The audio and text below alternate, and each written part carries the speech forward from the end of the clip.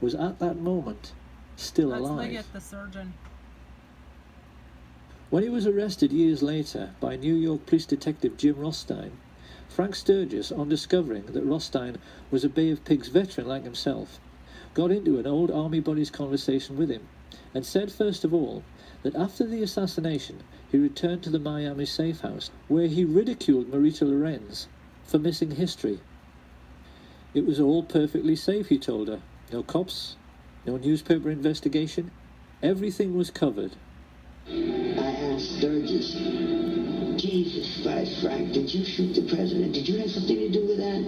He said, who gives a shit? Yeah, who's going to prove it? He said, we kill a lot of people. What the hell's the difference? Sturgis then went on to say that Dallas police officer J.D. Tibbet was actually gunned down by the radio talk show host G. Gordon Liddy, who was at that time a CIA agent working with E. Howard Hunt. And here we must address a question which puzzled assassination researchers for years. Why did a Dallas policeman have to die within a few minutes of President Kennedy? What possible function could he have played in the overall plot as a corpse? One would think the authorities could have caught the fleeing patsy without any need to incriminate him any further. So why did the life of J.D. Tibbet also have to end on the 22nd of November 1963? Where did he fit in? In only the last few years, a wonderful investigator called Robert D. Morningstar discovered one tiny little fact about Jefferson Davis Tibbet, which became the most important single piece in the completion of this puzzle. Because Officer Tibbet had a nickname. When he was at work, his fellow officers always used to call him JFK, because at 39 years of age he looked exactly like him. In the only well-known picture of Tibbet, his Elvis haircut makes him appear very youthful, but having turned grey and having nearly turned 40, most people felt his resemblance to Kennedy was uncanny. What Tibbet never knew, as he drove past assassination witnesses Jack Tatum, Domingo Benavides, and Aquila Clemens, was that he had been selected to play the role of the president in death. Researchers have always believed it couldn't be a coincidence that Tibbet was shot in the right temple, just like JFK some 45 minutes earlier. They wondered why bullets had been removed from his body in the ambulance, and why, when he was pronounced dead on arrival at the Methodist Hospital, it was felt necessary to move his body to Parkland. With their concentration firmly fixed on the casket of the deceased president, the newsmen completely ignored the ambulance which spirited away the body of J.D. Tibbet, so that it could be loaded onto Air Force 2, where John Melvin Liggett was waiting. When Kennedy's casket arrived at Love Field a few minutes later, Clint Hill, the agent who jumped on the car, recalled that all the people aboard Air Force 1 were told they had to go forward to witness the swearing-in of Lyndon Baines Johnson. This, of course, was just a ruse, to get Jackie Kennedy to leave her husband's body, and the moment she was out of the way, his cadaver was stolen and placed aboard Air Force 2 next to the cadaver of J.D. Tibbet. Many people have seen this famous picture in which LBJ is smiling at Congressman Albert Thomas a moment after becoming president, and he is winking back. We haven't known until now just how huge and terrible a secret he was sharing with Johnson, because at that moment on the plane right alongside, the most highly qualified specialist in reconstructive surgery and embalming in the country, John Melvin Liggett, was starting to make a facsimile of the dead president, using the body of J.D. Tibbet in order to obscure the true extent of the damage to Kennedy's head and make it seem consistent with a shot from behind.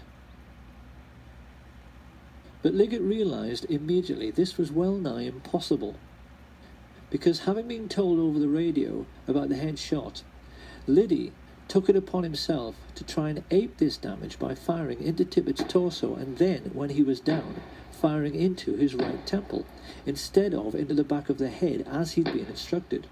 This was a second huge mistake. The human brain has a consistency like play school plasticine.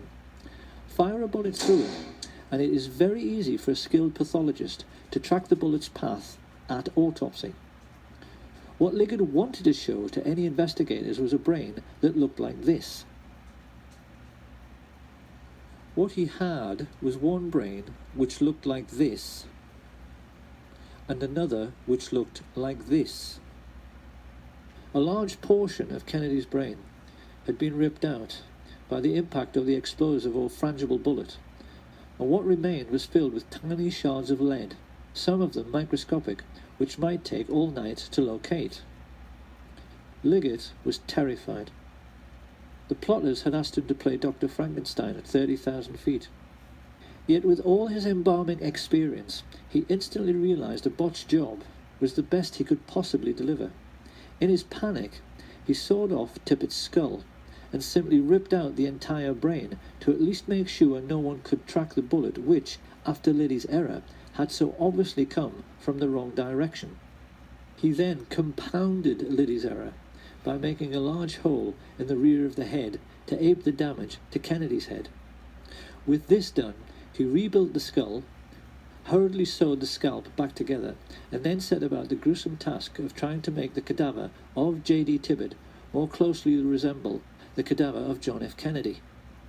By shaving eyebrows, bringing forward Tippett's slightly more receding hairline, filling in missing segments of both heads with plaster of Paris, and rebuilding portions of the flesh with wax.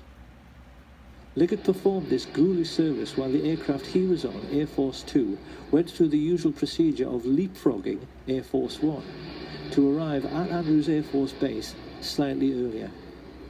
He wasn't given long enough, and in the rush to get finished, the plotters now made their third and most stupid mistake. Instead of placing Tippett's body in a casket identical to the one aboard Air Force 1, they placed him in a Spartan grey metal coffin inside a body bag. As the TV media showed these distressing pictures to a world reeling in shock, it's hardly surprising that no one ever dreamed this casket could be empty, but it was. As it was driven away, out of sight of the media, the two bodies were taken from Air Force 2 and loaded onto a helicopter. It was at this point that the two honest men, FBI agents Francis X. O'Neill and his partner, William Siebert, became crucial figures in the story. They explained to researcher David Lifton that they made the journey to the Naval Hospital at Bethesda in the car behind the hearse which carried Jackie and Bobby, and most notably Admiral George Berkeley, who made sure he stayed with the empty coffin by sitting on another man's lap. Upon reaching Bethesda, Siebert and O'Neill said Berkeley then guided the family members into the building while the hearse was ordered to the rear to unload. But that was where the simplicity ended. The FBI men and many other witnesses recalled a scene of absolute mayhem in which no one seemed to know what was going on, and military men were rushing around everywhere, exchanging anecdotes about decoy ambulances they had been ordered to follow, which had become high-speed chases around the hospital grounds as these vehicles raced away. It seems this confusion was created with the intention of misleading both the press and the large respectful crowd which had gathered on the lawn. People were asking each other which ambulance contained the president's body. Then a rumour started that it was coming by helicopter, but which one? Everyone watching that night recalls the air was filled with them, and the FBI men also told Lifton that in the midst of all this mayhem, they helped to carry the casket inside. This was flatly denied by the team of Navy men who said they did it alone. It is therefore perfectly clear that two bodies were brought to the morgue separately whilst confusion reigned. And it was now that the plotters themselves became confused by the mayhem they had created, because they left J.D. Tippit's cadaver in the wrong casket. It should have been switched and gone into the autopsy room in the large expensive casket used in Dallas. I helped put President Kennedy's body in a bronze ceremonial casket on November 22nd, 1963 at Parker Memorial Hospital. Instead, mortuary technician Paul O'Connor received a coffin so dull and nondescript no one could believe it had been utilised to transport the body of a president. It was a very plain casket, and when I say plain, I mean it was pinkish gray. It had pink and gray on the sides. There was nothing fancy about it as far as being bronze. It wasn't bronze. The autopsy then became a farce the moment it began. While Siebert and O'Neill made their now famous and entirely correct observation that the body seemed to have undergone surgery prior to autopsy, mainly in the head area, Commander Humes himself testified that the moment he touched the head, pieces of the skull fell down onto the autopsy table.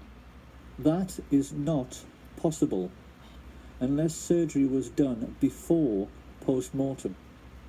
And that surgery could only have been performed aboard the aircraft because there was no other time to do it. Humes then found that he had to try to work with Admirals Berkeley, Galloway and Kenny actually touching his elbows, and became increasingly confused and embarrassed himself at his utter failure to find any trace of the bullets which killed the president. Of course, this was hardly surprising, considering the president lay dead in an adjoining room, and that Liggett had removed all the bullets from J.D. Tibbett. As the autopsy proceeded, O'Connor revealed that Berkeley interfered constantly in the procedure, steering Humes away from the torso, where he would have found the holes made by Liddy. And while everyone in the room remained aghast and disturbed by the huge hole in the back of the head and absence of any brain matter, two porters O'Connor had never seen before came in pushing a trolley, which had a sheet on it which hid a small lump. They had told people in the corridor it was a dead newborn baby, but it turned out to be a complete brain, which could only have come from a third cadaver. This was weighed and pickled in formaldehyde before anyone even had a chance to inquire when it had been removed.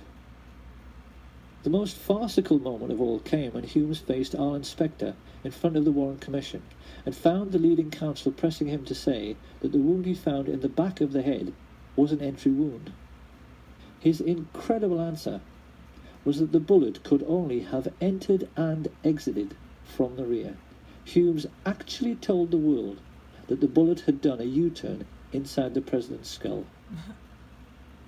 Now that we know the truth, it may seem remarkable that David Lifton got so close, and yet never quite realised that what he had been investigating for 15 years was a body switch. But can we really be surprised? Like so many other decent men, Lifton was simply unable to imagine that anyone could ever think up such a grotesque and degenerate conspiracy. He simply never realised that what he was dealing with was nothing less than the devil himself. And for those who find all this impossible to accept, one of the devils who murdered JFK, Frank Sturgis, was perfectly candid about how routine body switches had become in the CIA by 1963. There was a switch. Body switch. A body switch, yes. The truth about the autopsy is that the devils who killed Kennedy messed up very badly. They had wanted to show the world actual photographs of a single bullet wound from behind.